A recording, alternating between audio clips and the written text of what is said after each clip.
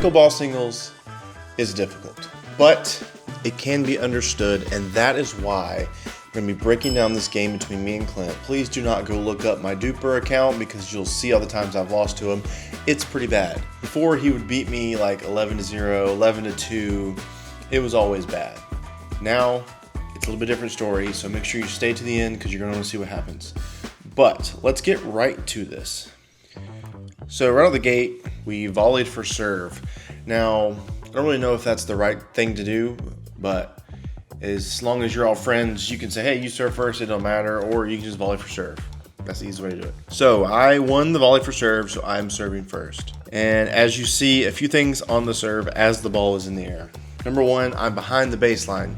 You want to serve behind the baseline. Whenever the game starts, you're serving from the right side. Another thing to note is the underhand swing. There's been some rule changes, and all you really need to know is if your hand where you're holding the paddle, as long as that is above the paddle face, you're good to serve. You can either drop and hit it, or you can drop, let it bounce, and then hit it. You cannot put spin on it with your hand as you're dropping it. A lot of people, for some reason, were confused, like, oh, you put spin on the serve. Well, I mean, once you drop it, as long as you're not putting spin on it from your hand, or if you're dropping with your paddle or whatever you're doing, as long as that part's not creating any spin, you can hit it with a slice if you want to and get spin on the serve. But the rule about not putting spin on it is whenever you're doing that drop. That's when you can't put any spin on it. I serve diagonally cross court to my opponent's right side. Notice where he returns it. This is a little bit extra. We're going to get to this at the end of the video, so make sure you watch the end. He returns it straight down that line because he notices I'm kind of hanging out more to his left. So he kind of tries to pull me over, run me cross court. I'm sending it back to him, and you can see I immediately approached that kitchen. He returned and stayed back. Not sure why he did that, Clint, but that's probably part of the reason I was having some success early in this game. So now I'm serving from the left side of the court, my left. This is because I have 1 point. I hit it out of bounds, change of serve. It's his turn. He is serving from his right side of the court. This is because he has 0, therefore he's starting on the right side. He hits it into the net. So, change of serve. Notice where I go.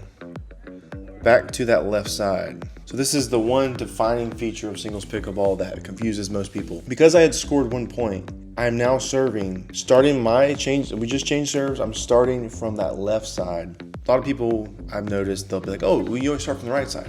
In doubles pickleball, yes, without confusing anybody, the best way and the easiest way to remember where you're supposed to serve from is by the score that you have. If you have an even number, you will serve from the right side. If you have an odd number, you will serve from the left side. Now we're gonna talk about the kitchen rules. If you're gonna hit the ball out of the air, do not get anywhere near the kitchen because you do not wanna step into it before the hit, you don't wanna step in it during the hit, and you don't wanna step in it after the hit. If you're taking that ball there, stay away from the kitchen. Now, if it bounces, or if you anticipate it's gonna bounce and you're gonna let it bounce, then the kitchen no longer really matters, because if you're gonna let that ball bounce, you can go and step in there and get ready to hit it. But the only time that kitchen is really a problem for anything is if you're gonna hit the ball out of the air. And you're gonna know this when you're on the court. You're gonna be able to judge if that ball is coming at you where you can hit out of the air. But if you go and commit to get in that kitchen, make sure you let that ball bounce. That's where I messed up a lot after the shot. If you hit the ball out of the air and you step in it and your momentum carries you into the kitchen after your shot, that is also a fault. 11-10. I'm up. 1 more point and I get to walk off this court with a win.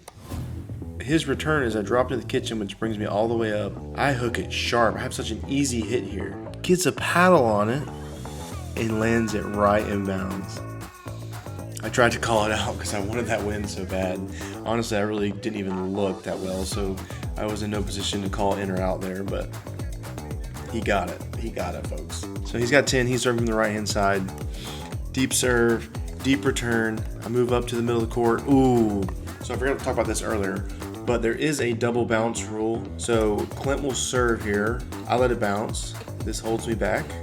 hit a deep return, he lets it bounce. That keeps him back and allows me to move forward now. Now notice this shot here. He pulls that ball right over the net, which causes me to pop it up high, and he puts it away. And notice how he lands, because he knows he can't land in that kitchen. Once that ball is popped up, it is hard to come back close. You do not want to pop the ball up low. Now he's serving from the left-hand side. Good serve, good return. He hits it into the net. He almost throws his paddle right there. Now this is where it comes down to the wire. 11-11, I'm serving. It's called out of bounds.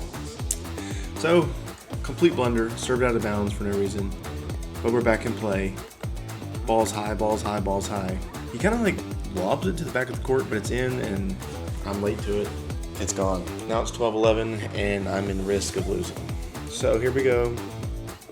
Serve coming up. Man, that's a low serve. I have such an opportunity here. What do?